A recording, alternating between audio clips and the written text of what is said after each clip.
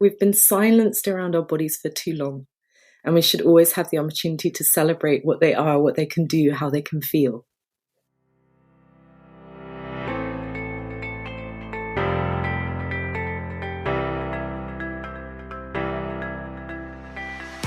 Hello, welcome to The Story of Woman, the podcast exploring what a man-made world looks like when we see it through her eyes.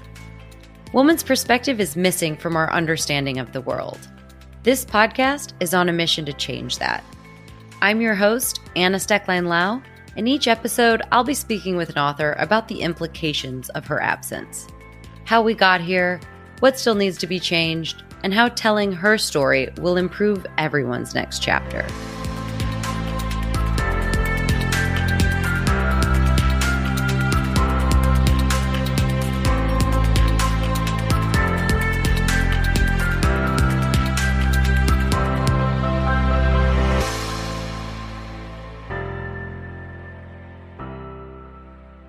Hello, friends. Welcome back to part 2 of the story of woman and medicine. If you haven't listened to part 1 yet, you may want to go back and listen to that now. In part 2 of this conversation about Elinor Cleghorn's book, Unwell Women, Elinor and I get into pregnancy, male birth control or lack thereof, the rebranding of hysteria and how we see it play out in the 19th and 20th centuries. This episode also includes what men stand to gain in changing this status quo, and how women are not just victims and unwell women, but how they have fought for women's rights in health and in life throughout all of medicine's long and troubling history, and why telling your story is so important, and how we can join together as a collective force to continue building on what those who came before us have achieved. Even with 2 episodes, there is so much we didn't have time to get into, like lobotomies. Oh my God. Throughout the 1940s and 1950s, so not that long ago, an estimated 40 to 50,000 lobotomies took place in the US and around 17,000 in the UK, the vast majority of which were done on women, hysterical women, that is. The most common reasons for removing a part of a woman's brain were emotional tension, depression, obsessive compulsions, anxiety, hypochondria, and psychosis. So basically, women who expressed mental or emotional pain that couldn't be explained by doctors. And what does it look like when you remove a part of a person's brain, you ask? Well, according to some of the leading surgeons of this procedure, the same ones that lobotomized JFK's sister, if the patient survived, it was a success if she reverted to an almost childlike state. As Elinor puts it, the object wasn't to take away a patient's pain, but to literally sever her emotional connection to it. Nor did we have time to get into the mass non-consensual hysterectomies that have been performed on mainly poor women and women of color. This is taken from Elinor's book. Legal in the U.S. since 1907, young women under 18 confined to institutions for conditions like epilepsy or mental illness were amongst those most often subjected to sterilization, often done without their consent. And in the 1930s, the Supreme Court set a precedent for the legal sterilization of young, impoverished women, ruling in one case that, quote, 3 generations of imbeciles were enough. And, according to Elinor's book, a law passed by the Nazi Party in 1933, which led to the party sterilizing up to 1,000 women a day, was heavily inspired by the 1922 compulsory sterilization law in the U.S. Wow. So, after the Depression, eugenic lawmakers in the U.S. framed sterilization as a solution for the country's economic burdens, and all of this led to mass sterilization of Black and other ethnically diverse women.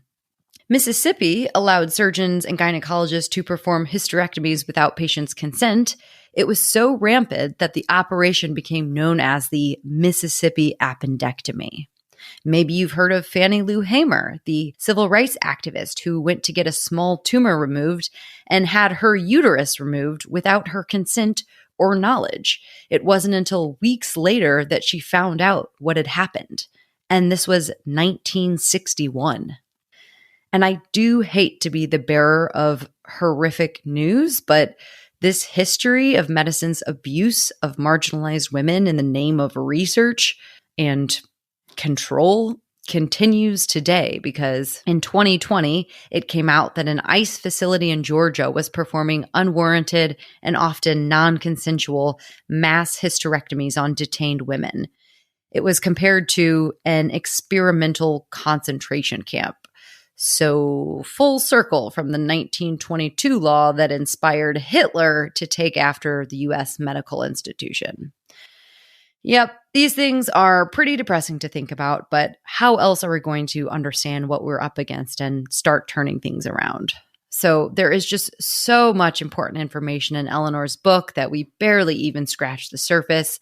And she writes so well that she makes you not want to put the book down, even with this kind of depressing information in it. Because she also highlights what these same women have been doing all along to push back. And that is an incredible story that needs to be told. All the quotes that you'll hear read during this second part of the interview are taken directly from Elinor's book, Unwell Women. And lastly, I just want to throw out 2 recommendations for continued learning in this area. The first one is the documentary Unrest on Netflix, which painfully demonstrates how the medical legacy of hysteria is far from over still today. And a podcast called Natal, which elevates the voices of Black families, medical professionals, and advocates about the experiences of pregnancy for Black people in America. A very long overdue narrative. All right, that's enough of me. Now for part 2 of my conversation with Elinor Cleghorn about the story of woman and medicine. Enjoy!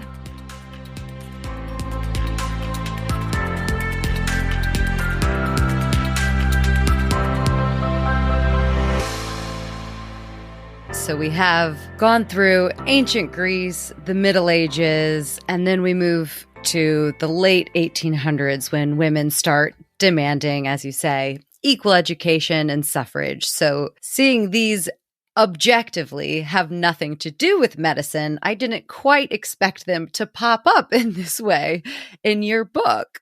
So can you tell us what the medical community had to say about women's participation in these areas? Of course. From the mid towards the late 19th century, so in the 1800s, there was a movement that arose that tends to be called the woman question, in inverted commas with capital letters. And it was about women coming forward, or gathering in groups or as individuals, to demand that women should have the right to an equal education on the same terms as men, that they should not be barred from any professions on the basis of their gender, that women should have the right to pursue independent lives, that women should have the right to choose to have an equal marriage. And there were many different strands of the women question. But when it was really on the table, when these debates were really arising, and this, as you say as well, was in the run-up to the campaigns for women's suffrage, a lot of medical authorities began to really double down on the idea that women were physiologically and biologically incapable of having any form of public or professional responsibility. And rather than just saying, no, I want to live in a patriarchal society, men are great, women stay in the kitchen, they spun these arguments according to what was apparently best for women. Now, around this time, there was a medical idea that bodies only had a certain limited amount of energy, and that this energy had to be expended in the correct way. And of course, because women menstruated and because younger women were perceived to be building this reproductive system so they could have anything to do in their lives, many medical doctors decided that it was ridiculous to assume women could have an equal education because they just didn't have enough energy. They were expending all their energy menstruating. So how could they think properly? And if they did choose to think or write or read or participate in debates or go to gym class, they would be using up their energy in the wrong direction, and they would leave school with, horror of horrors, an underdeveloped reproductive system, paltry menstrual periods, and be beset with diseases of the reproductive organs, and be completely unmarriageable and just be spinsters.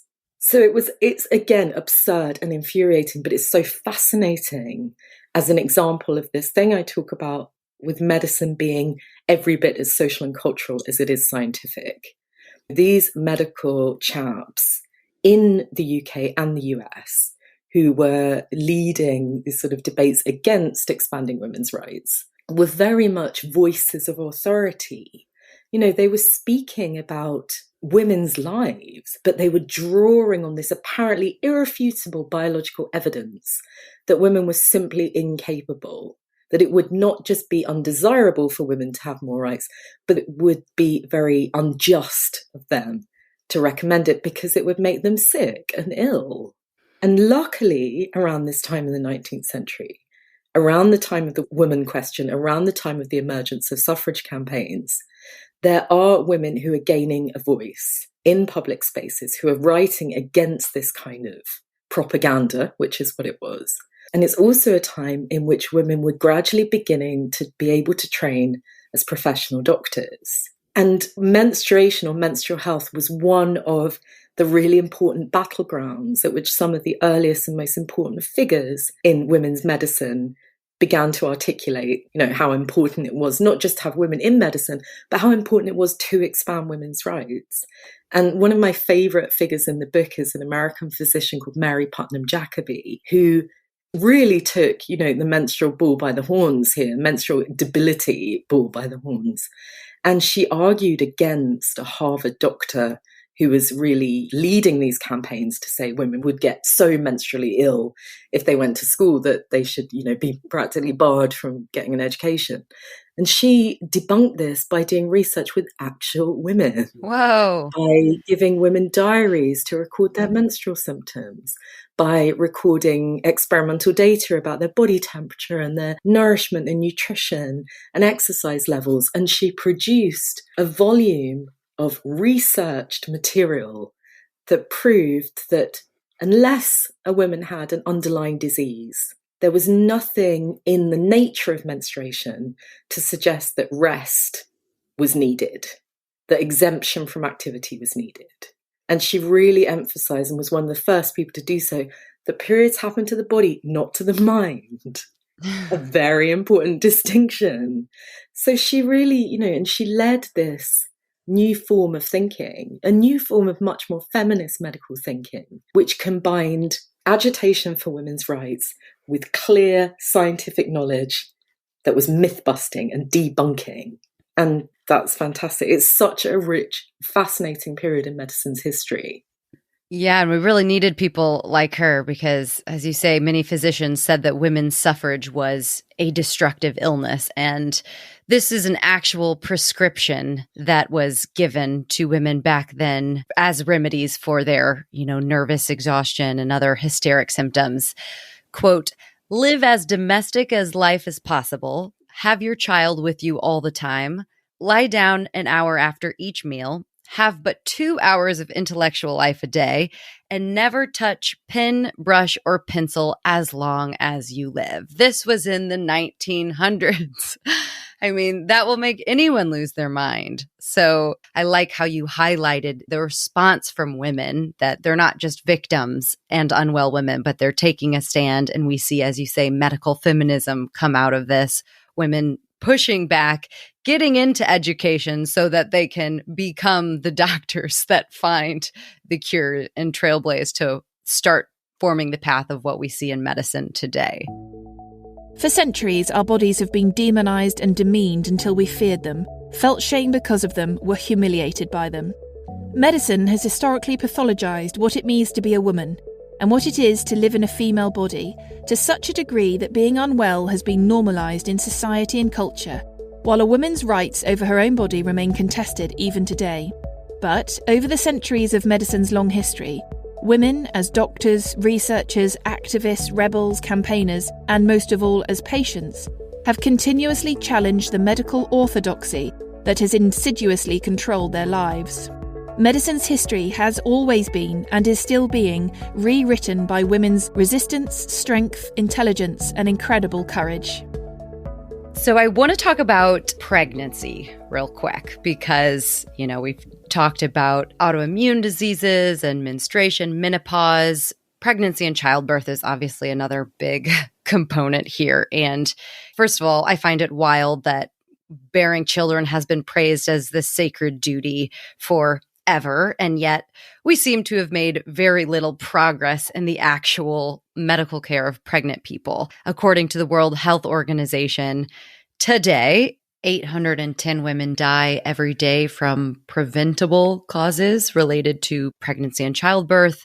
And the US is particularly dire. This is no secret. It has the highest maternal mortality rate in the developed world. And Black women in America are at least 3 times more likely to die than white women. And almost 2/3 of all of these are preventable. So this is going to kind of play into everything you've been saying so far. But can you help us understand how it's possible that medicine has made such little progress in protecting the lives of pregnant people when this has been held up as such a sacred duty? And then also to the point of how we see the discrimination and bias play out when you factor in other marginalized groups, Black women, women of color, Indigenous women. Yeah, of course. So throughout history, giving birth to a child has really been the most hazardous and perilous thing a woman could do or a person could do with their body. Rates of maternal and infant mortality throughout history were frighteningly high until really the discovery of germ theory in the 19th century. So absolutely, it's infuriating and contradictory that pregnancy is not just held up as a sacred duty, but that is the most healthful thing that a woman can do with her body, when actually it's potentially the most dangerous thing that she can do with her body. And these sorts of messaging always clash.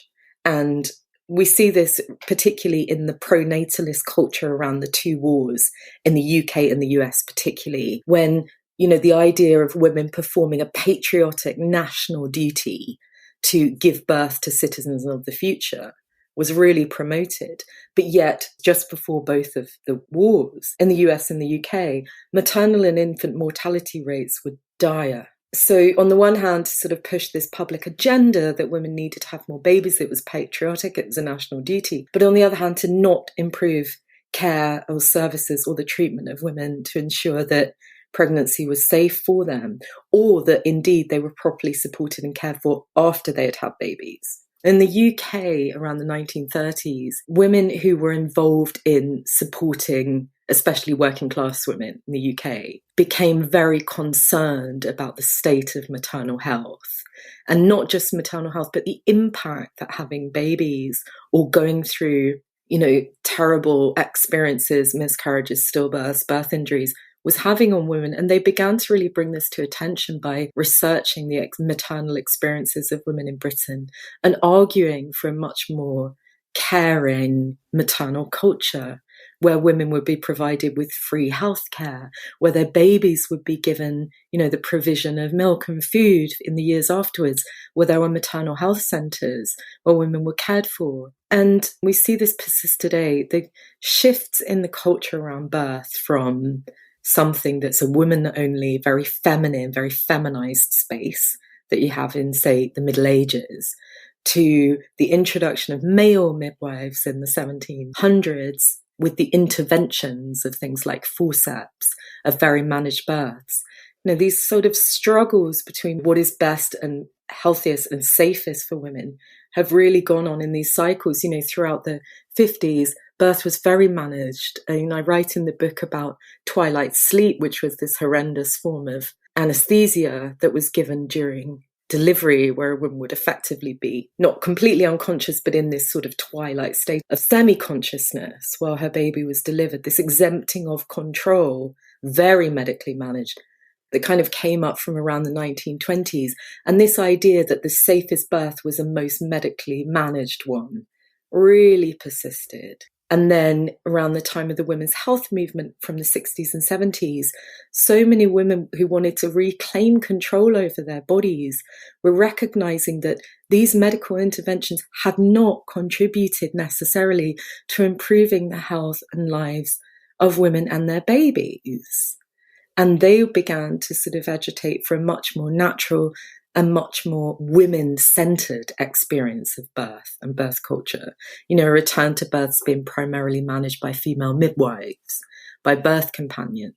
So it's always been this real battleground where a woman's choice and agency is pitted against what medicine and medical culture believes is best for a woman and her baby. And of course, every birth is so completely different. You know, there can be no one system that works for everyone, for all people. But this reluctance to really focus in on what women want, need, and what they know also about their bodies has definitely contributed to the dire rates of maternal and infant mortality that we still have in the UK and the US, you know, the worst rates in the industrialized world. And we see that these rates are particularly low for Black and ethnically diverse women, around which there is a history of the denial of pain, but also the denial of knowledge and authority over one's own body. And if a woman is explaining that she understands that she has a pre-existing condition, for example, or that she needs a certain kind of medication or is asking for pain relief that can be really important for her, and she's denied that on the basis that, you know, a racist or sexist ideology is still present at an unconscious level in that birthing room. This is why women's agency being prioritized in medical settings, especially around pregnancy, is not just placatory, it saves lives. When women are not listened to, it leads to loss of life. And I feel this very passionately, and I think around pregnancy and reproductive culture, it's so exceptionally important that we return agency to women and we stop imposing upon them these blanket ideas about what medicine believes is best. Mm-hmm. Yeah. Agency.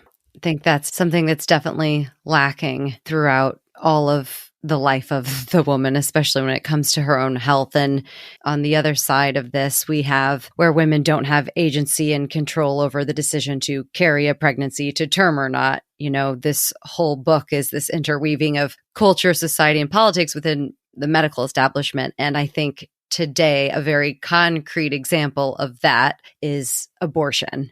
And how even though it's twice as safe as getting your tonsils removed or having a colonoscopy, it is a leading cause of maternal death for women without access to safe legal procedures. And a big part of that is, you know, women not having agency over what to do with their own bodies. And I recognize this is probably a very loaded question, but from your perspective, you know, looking back in time, where does this fiercely divided cultural debate stem from?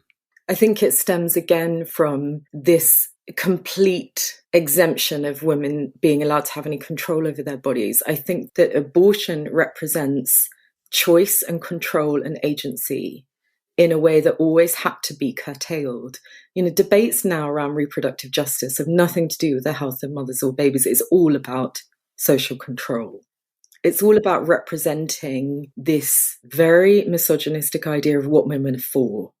Women being primarily reproductive and maintaining any unequal status quo across genders in our still male-dominated societies. And of course, as all of us who follow current debates around reproductive justice know, that stricter abortion laws will not stop abortion from happening.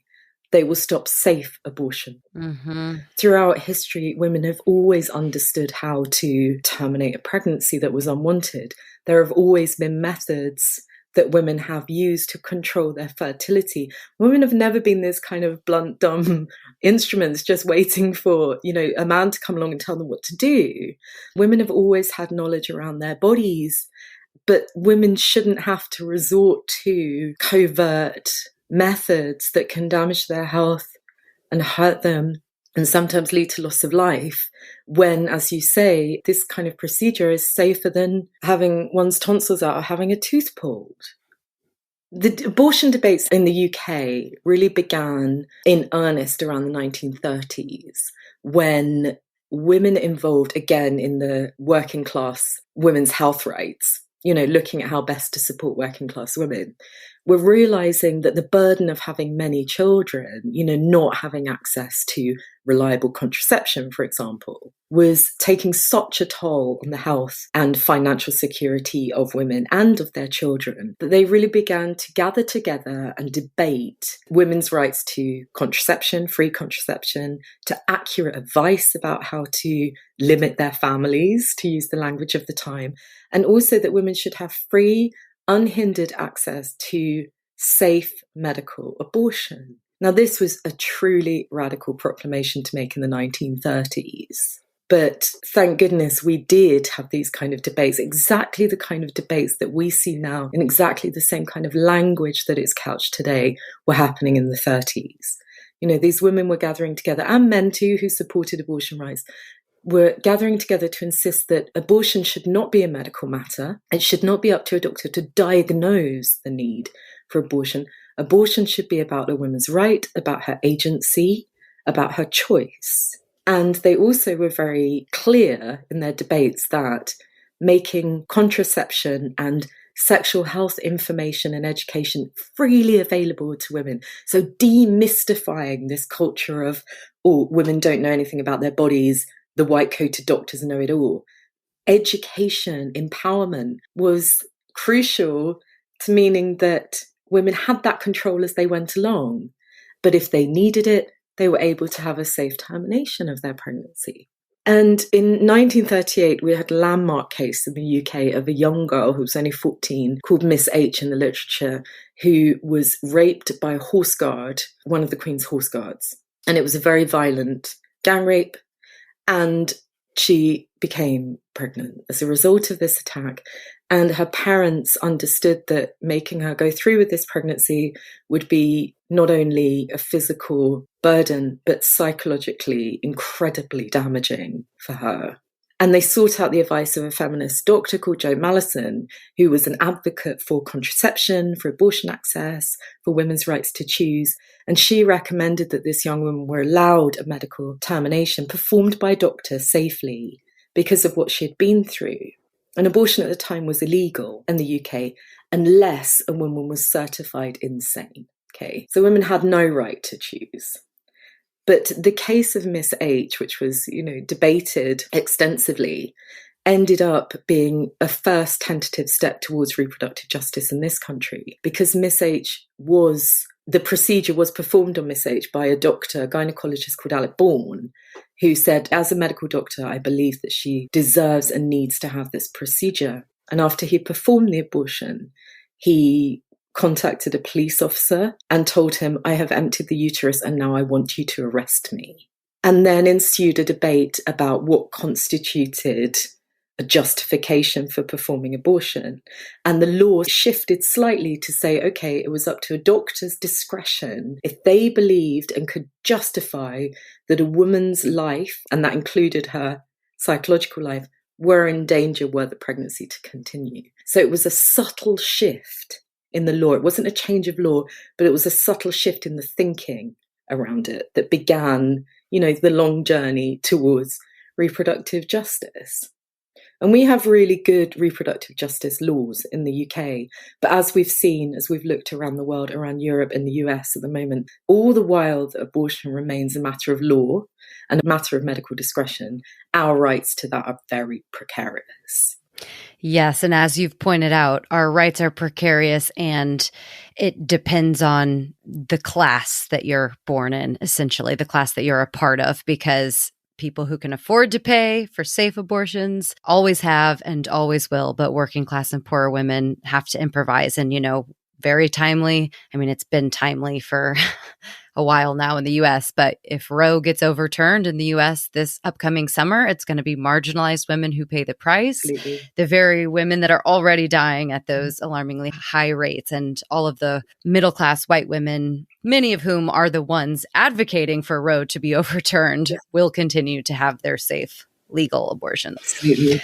One more question on pregnancy before we move on. I learned from your book that the possibility of male birth control pill has been researched and trialed for almost as long as the female pill has existed. This was news to me. What's going on, Elinor? Why do we not have a male birth control pill yet? Oh, the evergreen question. Why do we not have a male birth control pill? I mean, the technology is there, right? The medication, the drug, it's there, it's been synthesized.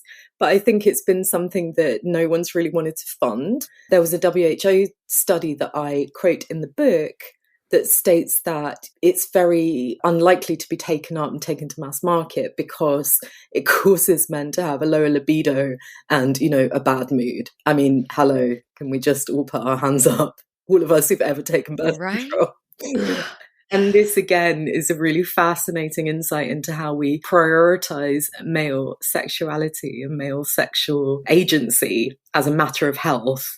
And, we don't prioritize women's sexual enjoyment as a matter of health in any way in dominant medical culture. So it's completely fine. We're expected to swallow the literal hard pill of not just low libido and bad moods, but all sorts of other associated symptoms and potential health risks for, the reward of having a little bit of choice over what we do with our bodies, the reward of having control. Now, I'm in no way doing down contraception. Contraception is an incredible thing.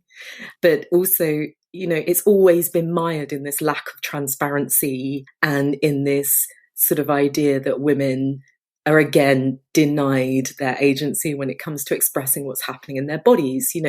It was women, activist women in the early 1970s, who agitated for the FDA to insist on transparency around side effects of the first combined hormonal contraceptive pill, which, by the way, contained about 10 times the amount of synthetic estrogen that a pill today contains. So it was women who were going to their doctors with this marvelous new thing that was enabling them to have some sexual agency and agency in their lives. But it was also making them sick. And when they were going to their doctors, the doctors, of course, had been told that it was completely safe. And symptoms like blood clots, palpitations, other potential contraindications were not being acknowledged by the manufacturers properly. So, again and again, it's about, they give us a little bit of control over our bodies, a little bit of choice, but we're also expected to shoulder everything else and just put up with it. So when it came to the male pill, it's just startling that the very same symptoms we're expected to just deal with no help or support were the exact reasons for not bringing the male pill to market. I mean, they're going to find no sympathy from us, so...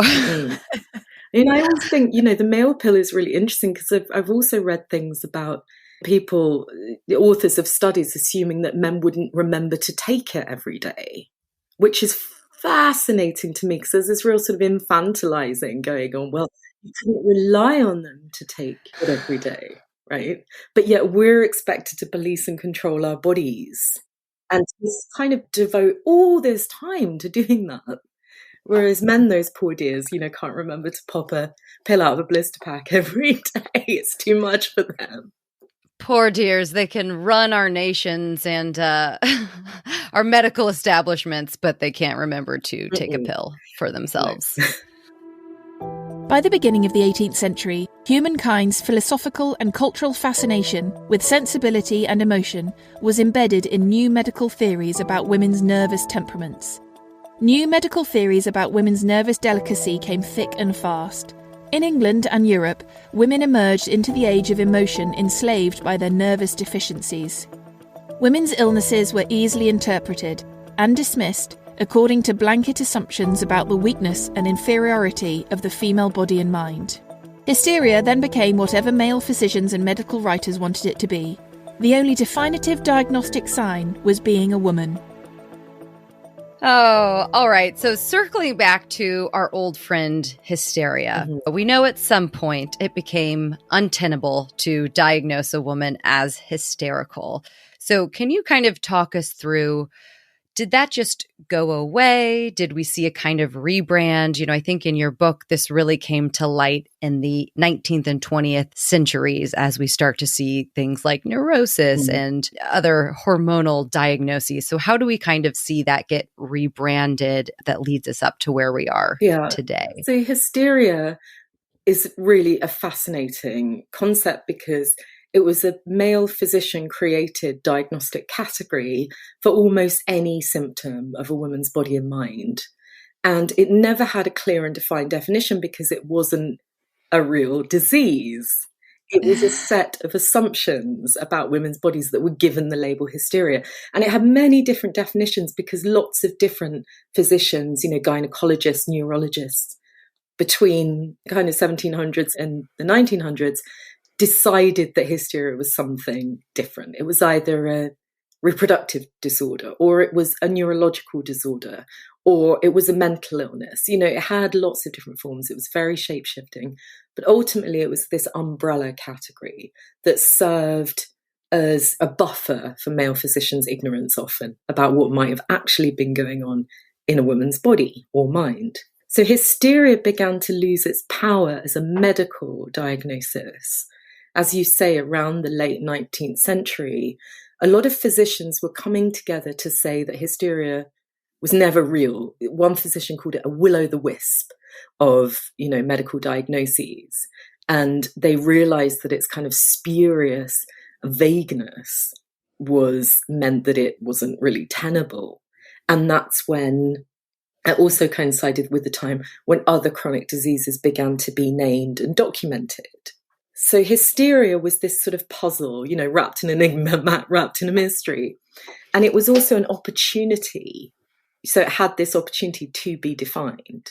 So around the end of the 19th century, it was taken up in psychology and psychoanalysis. And we see it first with the Salpêtrière Asylum in Paris, that was headed up at the time by the neurologist Jean-Martin Charcot. And Charcot was very interested in female hysteria, or in the symptoms of hysteria. And the Salpêtrière was an asylum that cared for, use that term loosely, for many working class women in Paris. And there was a ward of so-called hysterics at the Salpêtrière clinic, of whom Charcot took particular interest in a few of them. And he believed hysteria to be a psychological condition that could be awakened through the body. So it was some sort of psychological disturbance manifesting in physical symptoms. And he believed that these physical symptoms could be drawn out under hypnosis. And so he performed his so-called hysteric queens, who were patients in his wards, on the stage of the lecture theatre at the Salpêtrière in these notorious Tuesday morning lectures that were attended by the kind of, artistic and literary coterie of Paris at the time. And there are many debates about whether these women, these hysteric queens, knew what they were doing, whether they were performing, whether they really were under the influence of this master hypnotist.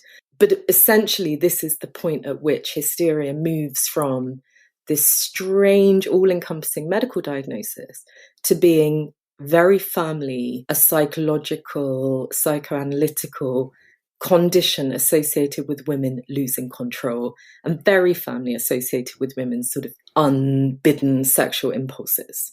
And from there, it's a short hop, skip, and a jump to Freud. Sigmund Freud witnessed these lectures at the Salpêtrière. He studied with Charcot, and when he came to define hysteria through his talking therapies, hysteria was very much this manifestation of sexual disorder, right, in women.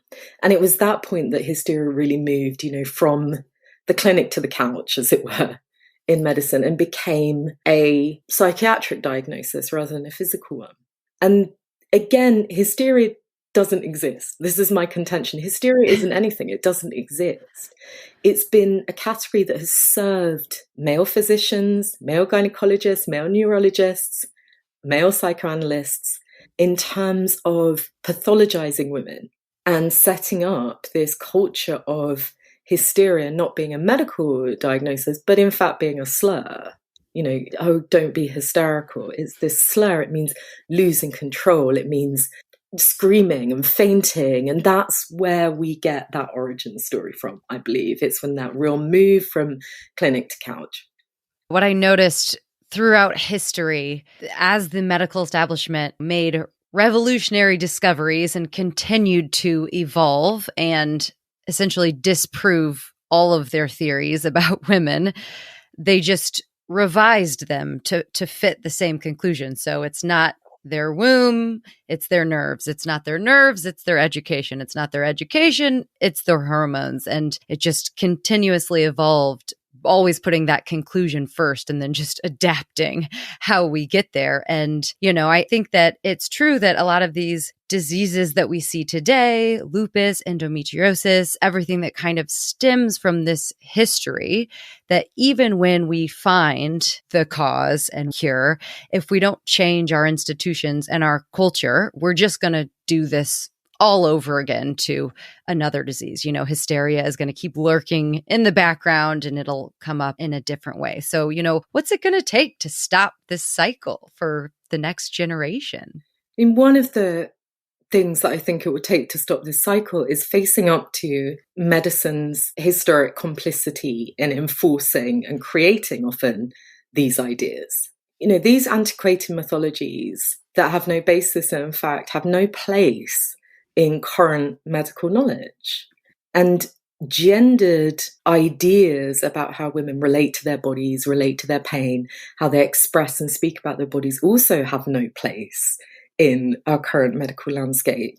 I do feel like we're at a moment of reckoning with this culture. And it makes me so pleased and hopeful to see how much incredible work is happening in this space, from women physicians and advocates to people talking about their complex conditions and what it's really like to be unwell in forums on Instagram, creating community. I do feel like we're having this moment of reckoning where medical neglect, medical dismissal is no longer sort of shrouded in shame and silence and secrecy, but is actually something that's becoming part of our everyday conversation as women and marginalized people especially.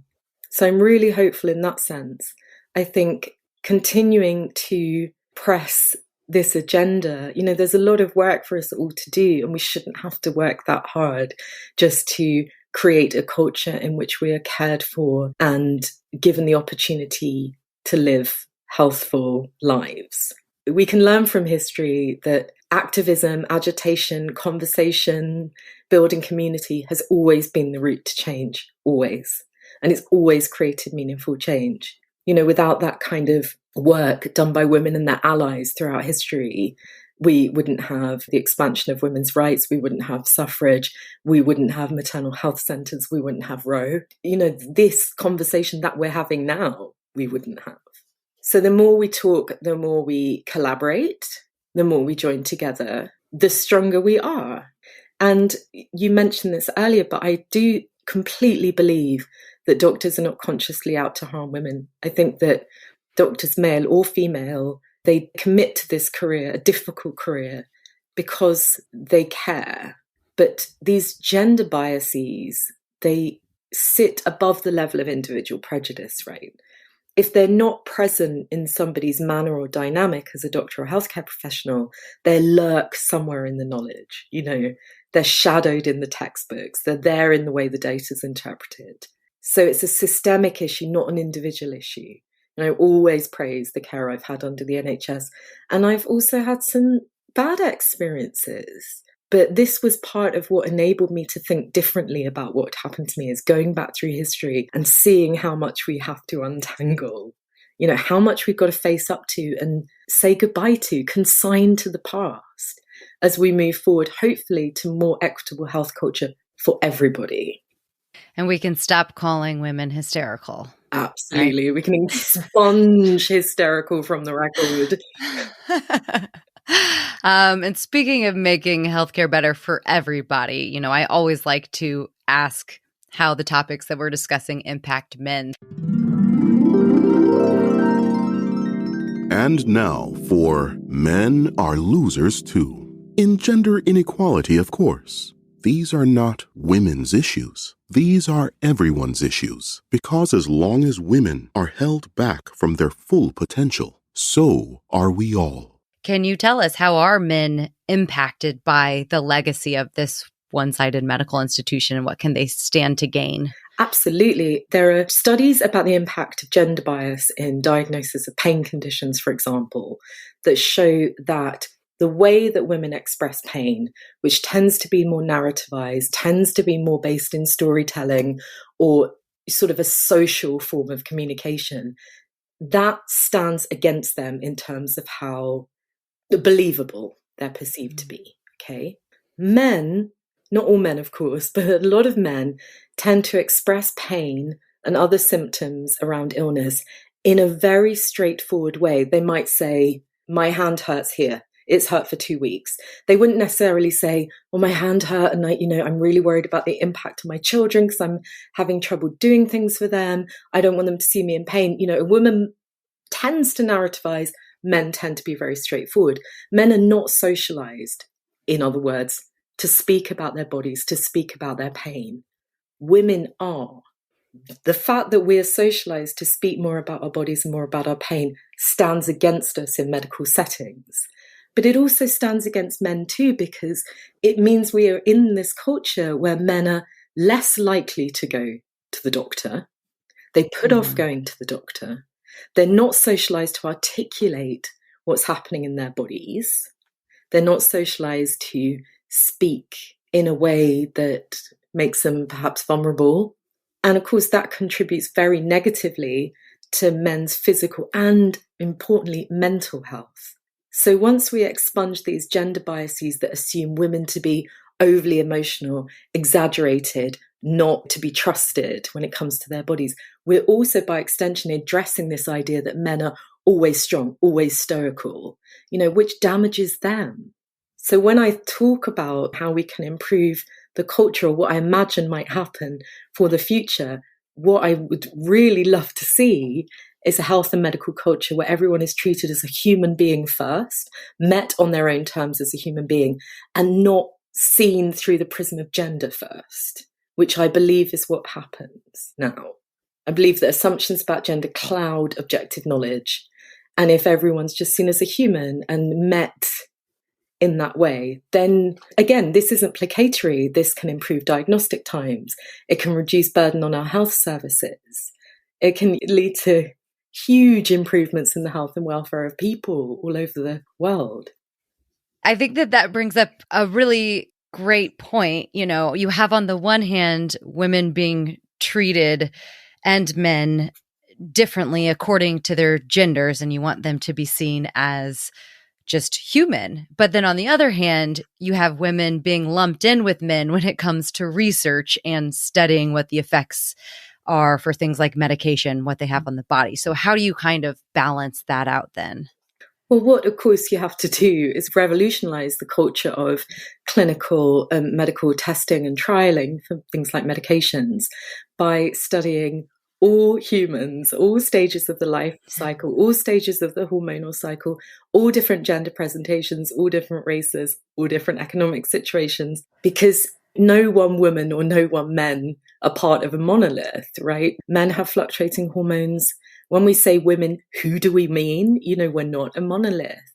And at the moment, this insistence on, this historical insistence, I should say, on a white, able-bodied male of about 35 being this kind of standard human being. That's not just about assuming male superiority. That's about denying all other kinds of difference. And that's the way I tend to look at it. And women were exempted from major clinical trials, especially of medications, until about the early 1990s, primarily because of fears around the effects of untested drugs on women's reproductive capacities and upon their pregnancies. And this was precipitated by the very real scandal around the drug thalidomide that was given to women in the 40s and 50s for morning sickness, for sickness during pregnancy, and was very poorly tested and turned out to have really profound effects on the development of unborn babies. And so when clinical trials were exempting women they were exempting women of reproductive potential. And essentially that means all women. Even women whose husbands had had vasectomies, even women who were on long-term contraception, even women who are older. This is what medical history has done. It's created this idea that women are reproductive first, human secondarily.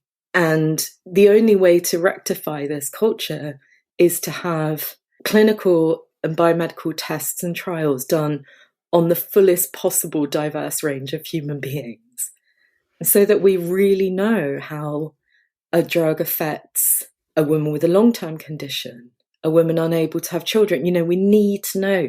And this insistence on standardizing, that's what it's done, is exempted the idea that other people are worthy of being thought about and cared for.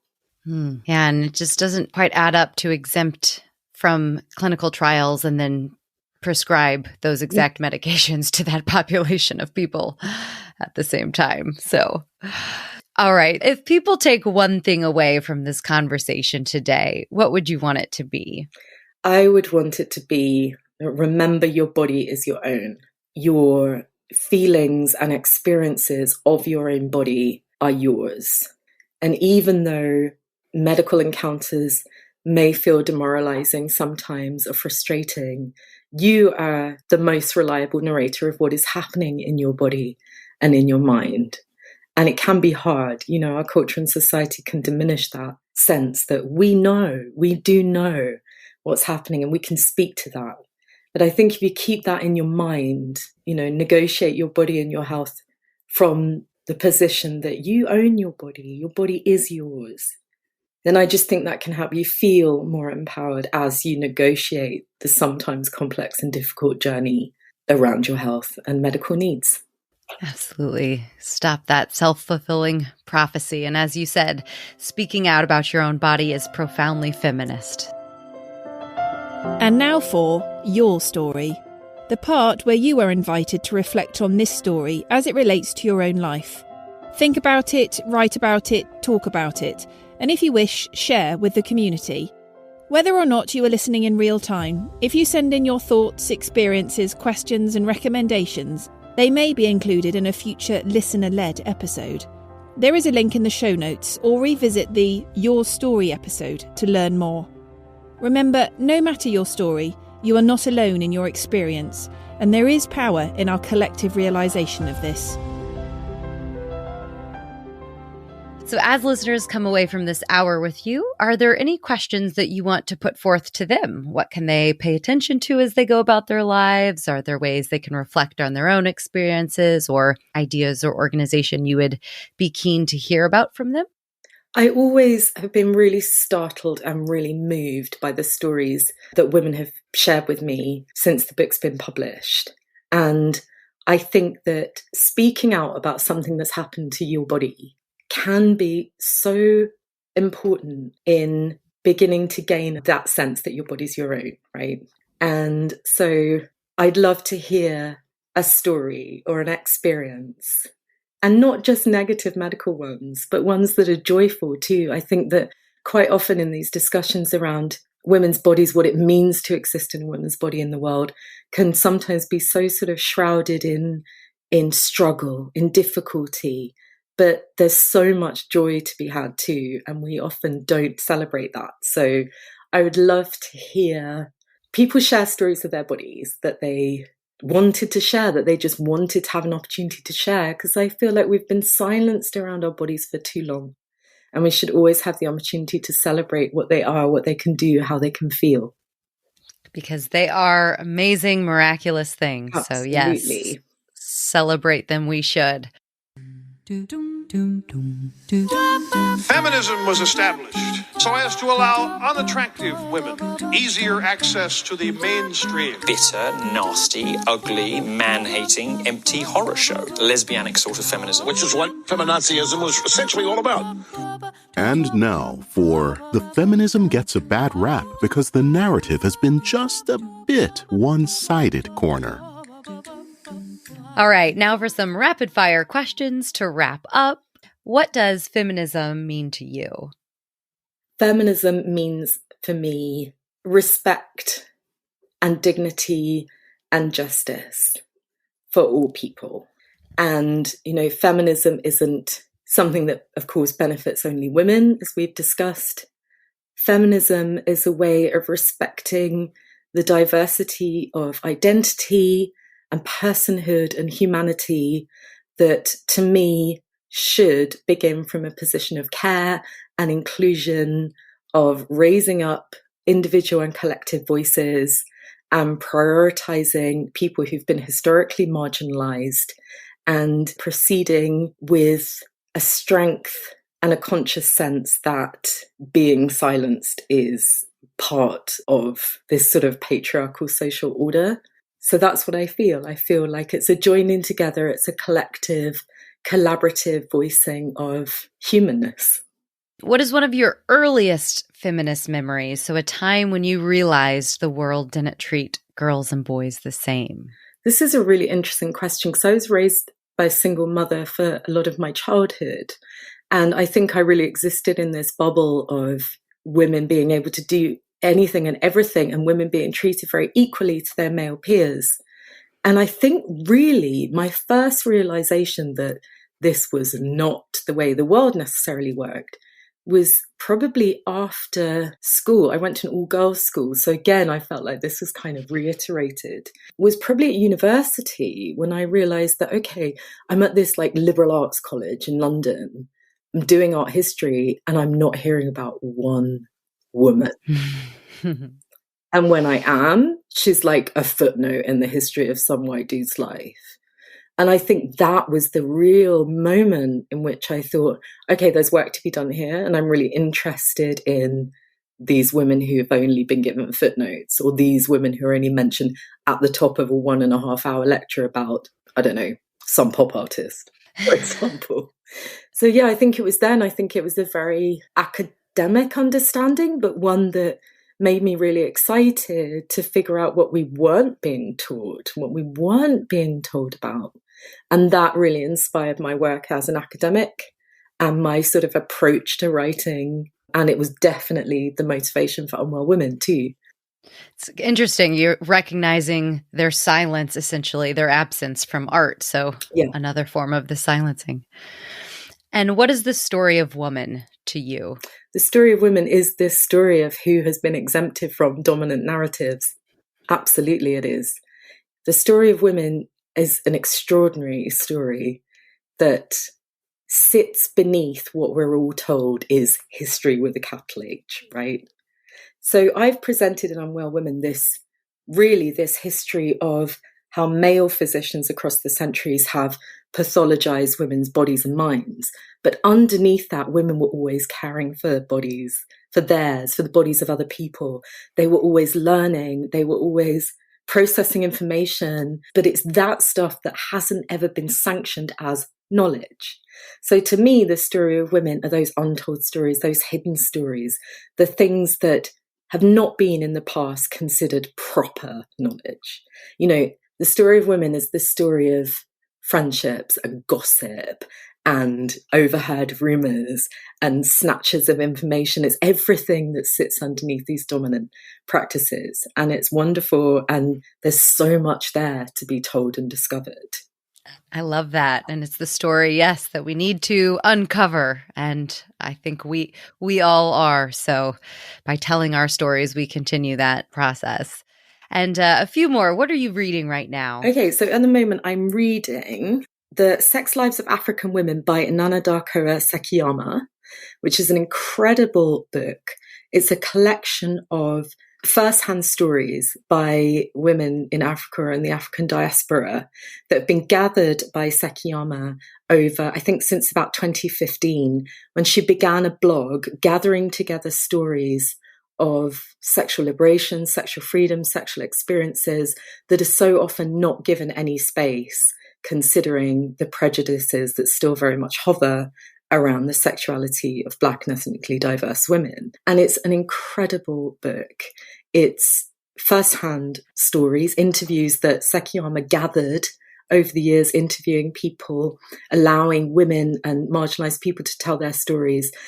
Some of the stories are very harrowing, but they're also redemptive, liberatory, about self-possession, about finding joy. And it's an absolutely wonderful book. And I cannot recommend it highly enough. It's published by Dialogue. And yeah, I think it's just coming out in paperback really soon. So yeah, it's really fantastic. And I just finished reading Lauren Groff's fabulous Matrix, which is about the story of, well, it's a fictionalized story of Marie de France, who was an abbess in the 12th century.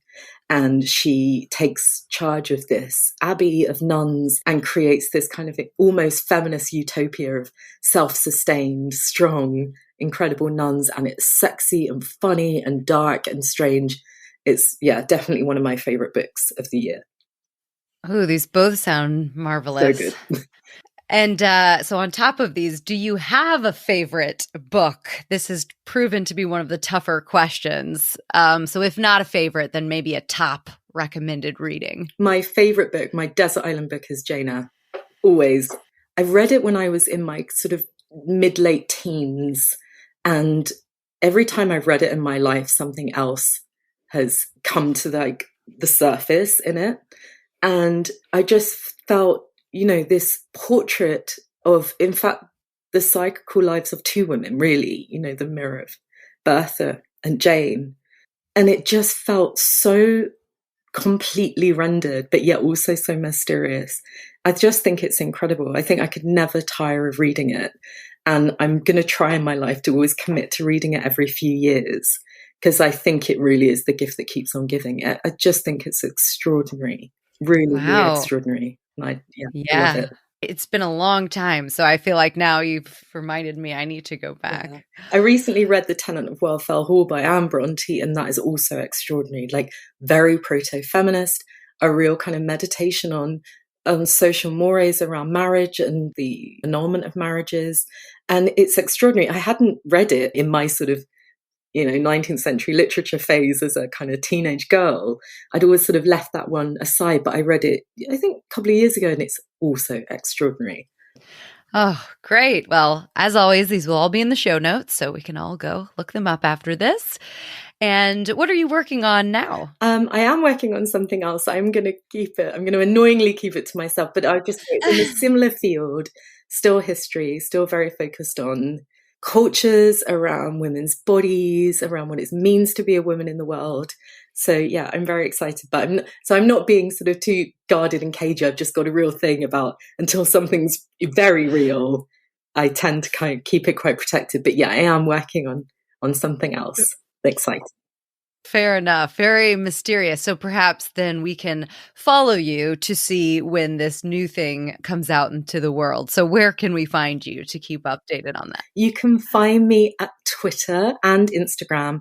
I'm at Elinor Cleghorn on both platforms. And yeah, I'd love to hear from readers, love to hear from anyone interested in women's health cultures and medical cultures. So yeah, come say hi.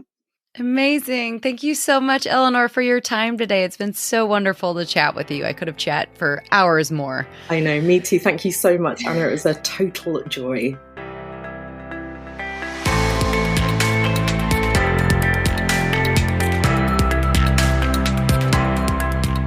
Thanks for listening. The Story of Woman is a one-woman operation with voiceovers done by Jenny Sedborough. If you enjoyed this episode, there are a few small things that you can do that make a big difference in helping other people find the podcast and allowing me to continue putting out new episodes. You can subscribe, leave a review, share with a friend, follow on social, buy me a coffee. Not literally, this is the name of the platform to raise production funds, but hey, I'd grab a coffee as well. Or head to the website and check out the bookstore filled with hundreds of books like this one. If you purchase any book through the links on the website, you support this podcast and local bookstores. So feel free to do all your shopping there. All of these options are in the show notes. Anything you can do is very much appreciated and makes a big difference in elevating women from the footnotes of history to the main narrative.